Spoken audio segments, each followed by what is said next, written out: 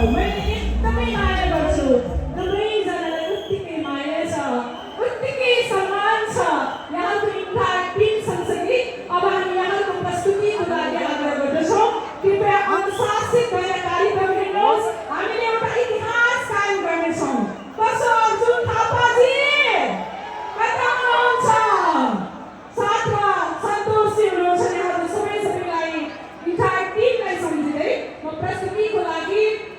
आजका हाम्रा अतिथि कलाकार पल शाह एन्ड टिमलाई विनम्र अनुरोध गर्दछु